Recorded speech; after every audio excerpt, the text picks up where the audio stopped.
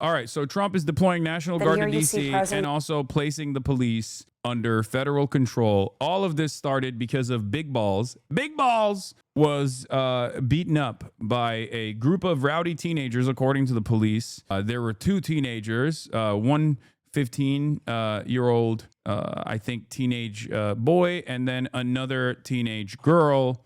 We don't know the exact details of what took place at this incident. Initially, they were like saying Big Balls heroically stopped a carjacking from taking place, but then like you look further into the situation and it doesn't seem like that was going on. It seems like they made it seem at first as though like Big Balls was stopping a carjacking that was taking place of a random woman. It turns out he was with his girlfriend, potentially, I think. I just don't know the exact details of it, but it is Big Balls. We know that it is Big Balls. Big Balls was a victim of being attacked, a victim of an ass beating that he took from two teenagers, one boy and one girl. We know that those are the two suspects. It was the night of Big Balls. Many of you are laughing. Big Balls got his ass beat in D.C. by a teenage girl and a teenage boy, and you're laughing. And now Donald Trump is using, what are we doing, man? I can't believe these are the words that are coming out of my mouth when I'm describing like a potential federal takeover of law enforcement in the nation's capital. And like the fucking inflection point of this is Big Balls getting beat up by a 15-year-old girl and a 15-year-old boy. What the fuck is happening in this world, man? That's it. That's his name. His name is Big Balls. That is how we know him. That is how people have tweeted about the incident. None of this makes sense. Big Balls, for those of you who don't know, was one of the Doge employees, one of the barely adult Doge employees that was tasked with gutting the regulatory agencies. God damn. Anyway, here is Donald Trump taking the initiative. Trump walking up to the podium. Let's listen. I've been up here a lot. I've never seen a crowd like this. I think we need a ballroom, and that's happening. It's going to be a beautiful ballroom. This is really a lot of people, most I've ever seen in this room. And we're here for a very serious purpose. Very serious. Big Balls was beaten up. Very serious purpose. That's the very serious purpose we have here. We will never allow Big Balls to be beaten up ever again. He got beat up, but we won't let it happen again. This purpose, something's out of control, but we're going to put it in control very quickly like we did on the southern border. I'm announcing a historic action to rescue our nation's capital from crime, bloodshed, bedlam. Yeah, by the way, D.C. and many other American cities, of course, are experiencing the lowest level of crime. D.C. specifically, I think in like 3 decades, lowest level of crime. So like Donald Trump saying that this is like crime is out of control is just a relitigation of shit that is not happening. Once again, invent a problem that doesn't actually exist or a trend that is going in the positive direction, act as though it's actually in the negative direction, lie about it. No one is going to check you anyway. And then what do? You have to fix this problem that you keep claiming is going on. Okay? This is virtually everything that this administration has done. Literally every time this administration identifies an issue that's taking place, it is basically a direct reversal of the reality. Okay, reality on the ground, immigrants are not actually contributing to crime in meaningful ways. As a matter of fact, undocumented migrants are responsible for much lower rates of crime per capita than natural-born U.S. citizens are. Donald Trump keeps claiming consistently that migrants are actually rapists, drug dealer, murderers, and they're doing tremendous amounts of crime. They're beheading people, hundreds of thousands of Americans a day or whatever the fuck. No one actually checks them. And then when he comes into power, he's like, well, we got to do some sort of immigration enforcement. Lo and behold, it turns out we're not actually apprehending these rapist, drug dealer beheaders. We're just apprehending regular ass people that have been fucking working at the goddamn fields to make a fucking penny to give back to their families. That's why they're doing these Home Depot raids, as a matter of fact. Is that where the MS-13 decapitators are at? That's what they're waiting at? They're waiting at the Home Depots in Hollywood. There's a Home Depot. There's a bunch of day laborers that are undocumented migrants that are waiting there. You think they're fucking waiting for, what kind of day labor are they waiting for? A decapitation and an assassination contract? Is that why? They're waiting outside a Home Depot for someone to roll up and be like, hey man, can you please decapitate my enemies? Is that what's going on? No, of course not. It's fucking stupid because that's not a real problem. Donald Trump invented the problem. Well, Donald Trump didn't single-handedly invent the problem, but he just ran on this being a real issue. And of course, because it's not a real problem at all, you have to fucking turn around and invent a solution, a real violent solution for a problem that doesn't exist. Same Same goes for crime in DC. Is there crime in DC? Certainly. DC is also a majority black. I mean, it's a very black city. Okay. This is part of the reason why Donald Trump wants to do tremendous enforcement in DC. There's also obviously a housing crisis in DC as there is everywhere else. So there's homelessness there too. And he wants to just like do violent seizures and violent apprehensions in DC. And in an effort to make sure that this kind of attitude sticks, you got to just like point to one instance of crime to say this is out of control. We got to fucking stop it. And it turns out it's 2 teenagers that jumped big balls. That is the reason. Yeah, of course, violent crime is at a 30-year low in DC, but don't let real information get in the way of creating a comfortable narrative, right? A violent, reactionary, right-wing narrative. Of course, too many newsrooms are just parroting the Trump admin's claims about crime and reporting on what's happening in DC as the National Guard is deployed into a crime crackdown. Violent crime in DC is 30-year low. Total violent crime for 2024 in the District of Columbia is down 35% from 2023 and is at its lowest as it's been in over 30 years, according to data collected by the Metropolitan Police Department and announced by the United States Attorney Matthew M. Graves. A breakdown of data is available here. In addition to overall violent crime reduction, homicides are down 32%, robberies are down 39%, armed carjackings are down 53%, assaults with a dangerous weapon are down 27% when compared to 2023 levels, with the district reporting the fewest assaults with dangerous weapons and burglaries in over 30 years. That's where we're at. It's like, crime is out of control. Look at how many black people are around. That's basically what it is. You know, do not let actual information, the truth, empirical evidence, and all the other gay woke shit like that get in the way of crafting a fucking right-wing narrative that justifies the military coming in and I guess like doing violent seizures and violent crime tackling. Okay, fake stats are woke, they're gay, it's made up. That's basically what it is. Okay. It's also, we're in a permanent state of like, what are you going to fucking do about it with this administration? So, you know, they don't even care. They don't even care about this. And squalor and worse. This is Liberation Day in D.C. and we're going to take our capital back. We're taking it back under the authorities vested in me as the President of the United States. I'm officially invoking section. What changed, reduced crime so substantially? Crime rates increased dramatically due to COVID instability. And then it's normalizing once again. That's what's the major factor here. That's it. That's all it is. Crime has been on a consistent downtrend for decades at this point.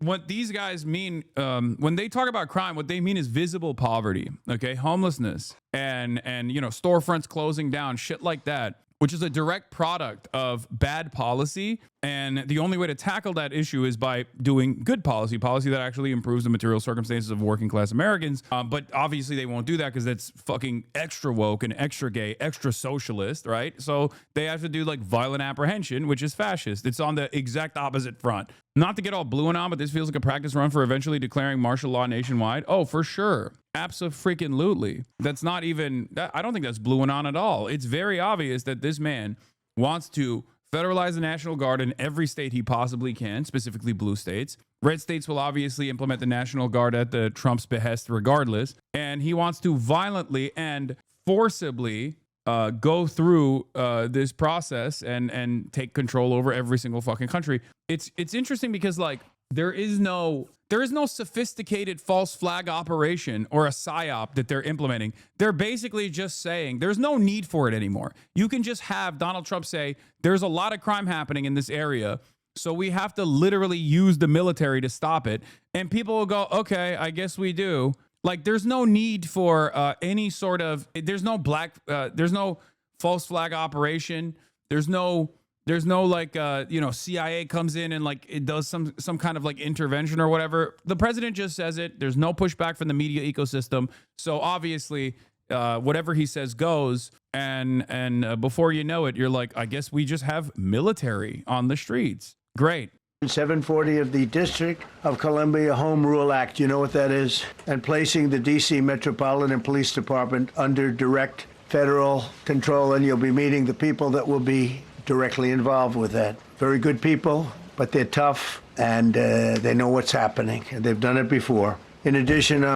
Yeah, the fact that the victim was big balls, it makes it even crazier. Like, maybe that's the fucking false flag. Who knows, right? I don't think so though, but it does make for an insane story. It makes for quite a stupid story, you know? Our big beautiful balls was attacked in a carjacking by teenagers. We will put an end to teenage crime by force.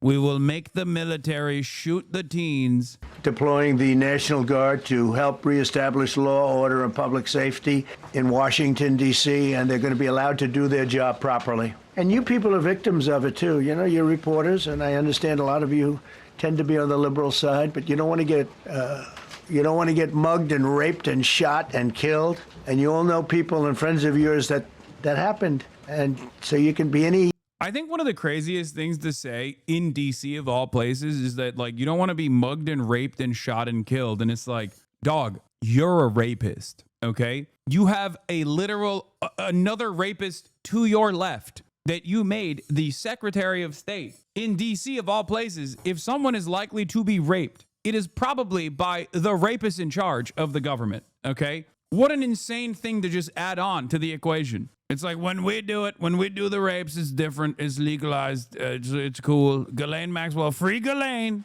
Anything you want, but you want to have safety in the streets. You want to be able to leave your apartment or your house where you live and feel safe and go into a store to buy a newspaper or buy something. And you don't have that now. The murder rate in Washington. D.C. Violent crime in D.C. 2024 to 2025 year-to-date comparison. They just slam it right next to him saying this. Homicide down 12%. Sexual abuse down 49%. Assault with a dangerous weapon down 20%. Robbery down 28%. That's the woke DC Met Police. DC Met Police is lying because they're woke. Believe me, folks. They're lying. They're lying to the American public about how the crime is down. It's up. It's up. Why do I know it's up? Because I said so. We are going to fire the statistics guy at DC Metropolitan Police, and we're going to put whatever numbers we say is happening. That's right. These are not accurate numbers. These are inaccurate fake news numbers. We're going to fire the person who came up with the numbers and make sure that it is reflective of the reality. Today is higher than that of Bogota, Colombia. Are you saying his bar charts are fake? First of all, he doesn't have a bar chart. He's just making shit up. Okay, he's just making shit up. Why is he making this shit up? Because he wants to utilize the National Guard as a police force that is beholden to him and him only. And it's a testing ground. DC is a testing ground because it's like not a real state. It's a District of Columbia, and it doesn't have like the same tools at its disposal. So Donald Trump is basically using the DC, the big balls beat up, as an inflection point to try to test some kind of like a federal law enforcement, because there's already a tremendous amount of federal law enforcement agents in DC to begin with. Yeah. There's no chart yet. Okay. I'm sure eventually there will be a chart that they will point to that will, create a neat little narrative, right? Oh, there. Okay, this is funny. Oh, here it is, dude. DC police commander suspended, accused of changing crime statistics. Police union says directive to change offense classification comes from command staff. This is from July 18th, 2025. A DC police commander is under investigation for allegedly making changes to crime statistics in his district. The Met Police Department confirmed Michael Pulliam was placed on paid administrative leave in mid-May. That happened just a week after Pulliam filed an equal employment opportunity complaint against the assistant chief, and the police union accused the department of deliberately falsifying crime data, according to 3 law enforcement sources familiar with the complaint. The union claims police supervisors in the department manipulate crime data to make it appear like violent crime has fallen considerably compared to last year. Pulliam, the former commander of the 3rd District of Patrol's Adam Morgan in Columbia Heights, was placed on leave with pay, and he was told he was under the investigation for questionable changes to crime data. 5 law enforcement sources familiar with the investigation told News 4. That came about a week after he filed a complaint against Executive Assistant Chief of Police Andre Wright, according to 3 law enforcement sources familiar with the complaint. Only union in the country? Yeah. Mexico City, some of the places that you hear about as being the worst places on earth, much higher. This is much higher. The number of car thefts has doubled over the past 5 years, and the number of carjackings has more than tripled. Murders in 2023 reached the highest rate probably ever. They say 25 years, but they don't know what that means because it just goes back 25 years. Can't be worse. Our capital city has been overtaken by violent gangs and bloodthirsty criminals, roving mobs of wild youth, drugged out maniacs and homeless people. And we're not going to let it happen anymore. We're not going to take it. Just like we did on our southern border. Nobody comes through our southern border anymore. 3 months in a row, we had 0. I don't know if that's right, but the people that do the work It's a very liberal group of people, actually, and they actually said 0 for the last 3 months. Nobody thought a thing like that was possible. And, when you take a look at numbers, I just saw some... Don't get me wrong, like America's rooted in racism, but isn't this like incompetent fascism? If people are mad at ICE, I feel like target black people radicalize most Americans more. No, this is incompetent fascism. There's no other way that these guys can actually implement fascism. They're incompetent. This is just... American fascism also doesn't have any sort of like significant institutional hurdles. American fascism does not have any sort of like serious left-wing pushback. So in the absence of like serious left-wing pushback, you can be incompetent and fascist in this way in broad daylight. And there is seemingly no investment or interest from the left flank, the Democratic Party, which is not a real left party anyway. It's a center-right party in and of itself. But there is no institutional opposition within the duopoly, so they could just be as fucking stupid as possible with very little pushback.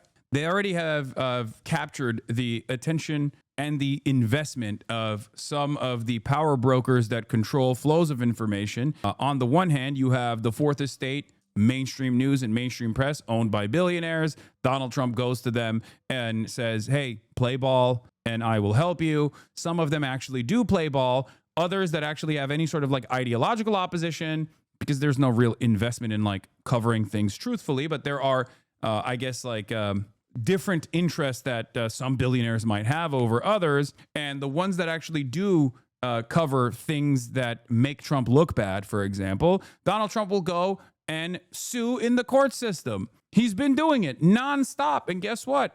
Lo and behold, there are a fuck ton of law firms that actually offered pro bono legal counsel, free of charge legal counsel to this administration early on. And then beyond that, there's mainstream or non-mainstream resources of information like independent media. Independent media is obviously a little bit trickier to deal with, but you can have a lot of these also incredibly powerful, wealthy billionaires basically tweak the algorithm to the best of their ability to create an unlimited flow of right-wing reactionary propaganda, as you've seen in the ways that it unfolded on Twitter and the secondary impact that had on all of these other platforms as well. That's why there's so much neo-Nazi sentiment flying wild. And here we are. This is it. This is where we're at. We're getting value-tained. Some charts. These are different cities throughout the world. Red is, okay, the red is a place called Washington, D.C. Look at these. Baghdad we doubled up on Baghdad. Panama City, Brasilia, San Jose, Costa Rica, Bogota, Colombia, heavy drugs. Mexico City, I mentioned, Lima, Peru, all double and triple what they are. So do you want to live in places like that? I don't think so. And I think the people in this room, if you wrote correctly, you'd see, look at the kind of numbers we have. D.C., 41 per 100,000, number one that we can find anywhere in the world. Other cities are pretty bad, but they're not as bad as that. That where you want to live? The reporters of the world? Juvenile offenders and crimes against persons, as they say. It's getting worse. Not getting better, it's getting worse. And we had a recent indication. There was a story about a man who was just left. He quit because he was asked to do phony numbers on crime. And we're going to look into that. I think Pam is going to be looking into that. But he was asked by the city, I guess, that we don't want to show the real numbers. Let me do numbers so it looks like it's going down. Not going down. And under Biden, it was a disaster. And nobody did anything about it. We're going to do things about it like you wouldn't believe. It's time for dramatic action. We're going to do the same thing over here. It's going to be a very safe city very soon. We're not looking to take years, because a lot of people die in years. And we've got incredible people in this country, except we have to allow them to do their job. And that we will deliver like nobody's ever delivered before. I actually think it's easy. You know, if you're competent, it's easy. If you're incompetent, it's impossible. But I'm very competent. Last week, my administration surged 500 federal agents into the district, including from the FBI, ATF, DEA, Park Police, the U.S. Marshal Service, the Secret Service, and the Department of Homeland Security. You know, a lot of nations, they don't have anything like that. They got some police, and they're rough police. They don't have DEA, ATF, FBI, Park Police, the U.S. Marshal Service, Secret Service, Department of Homeland Security. They got some police, but they're rough police, and they do their job. They don't have crime. We're not going to have crime either. They made dozens of arrests, and that's what It's what starts to happen. Again, cashless bail. Watch what we do with that. Today, we're formally declaring a public safety emergency. This is an emergency. This is a tragic emergency. And it's embarrassing for me to be up here. You know, I'm going to see Putin. I'm going to Russia on Friday. I don't like being up here talking about how unsafe and how dirty and disgusting this once beautiful capital was, with graffiti all over the walls. It's another part of it, by the way, because we're talking about safety, but we're also talking about beautification. We have the most beautiful, potentially, capital in the world. We always had. But people come from Iowa, they come from Indiana, they come and then they get mugged. Not going to happen. Keep coming, because by the time you get your trip set, it's going to be safe again, and it's going to be clean very quickly. We're going to replace the medians that are falling down all over the roads. We're going to replace the potholes. We're going to put a nice new coat of asphalt over the top. No, we don't have to rip the road out and spend 7 years building a new road because they cut everything. Because some designer said, well, we need a 1/4 inch more turn for safety reasons. No, we're going to do it right. We're going to get it done quickly. So today we're declaring public safety emergency in the District of Columbia. And Attorney General Pam Bondi, who's fantastic, is taking command of the Metropolitan Police Department as of this moment. And I'll be making the appropriate notifications to Congress and to the mayor, our new DEA administrator, who's one of the top in the country. He better be Terry. If you're not, I'm going to get rid of you so fast. Terry Cole. Terry, thanks. Very good. We just got him. Most highly recommended person. And you'll be designated as the interim federal commissioner of the Metropolitan Police Department. Okay? And you run them tough. They're good. You have a lot of good people. You have people that shouldn't be there. You also have people that shouldn't be there. They got in there because of woke. But you have a lot of great police, and those people are the ones that want to help you. Pamela, it was more than an hour. You got people in there because of woke. Incredible, man. Incredible. You got people in there because of woke that shouldn't be in there. I mean, what do you say to that? What do you say to that? That's the president, man. It's just like they don't want any sort of localized control. They don't want any sort of like blue cities making decisions that would protect their own citizens, protect their own local constituents. They want basically all control to be in the hands of the state, and they want to engage in a fascist takeover of cities. I think that's what it is. Like, they see the kind of language coming from Zoran Mamdani, for example. And it's like, oh, you do this to DC first, and you have a successful strategy that you've implemented in terms of like a brown shirt fascist takeover over the Capitol. Then you can do it in New York City too. It's I mean, it started not with DC, but it started with like Los Angeles. Los Angeles was the blueprint. Act as though crime is completely out of control and forcibly federalize the National Guard against the demands or the interests of the state governance itself, and use that as a threatening military presence to violently stop any sort of pushback from the local citizens. Portland is another example as well. Portland and Trump 1 was a perfect example of this. And I think like it's DC, LA, it will be New York tomorrow, I think. That's what I think is going on. And if there's no pushback whatsoever, if there's no mobilization against this sort of thing, and if there's no like institutional setbacks presented by the party that is supposed to be at odds with this sort of thing, then we'll just have a complete fascist takeover with very little hurdles implemented in the direction of making sure that America remains a democracy.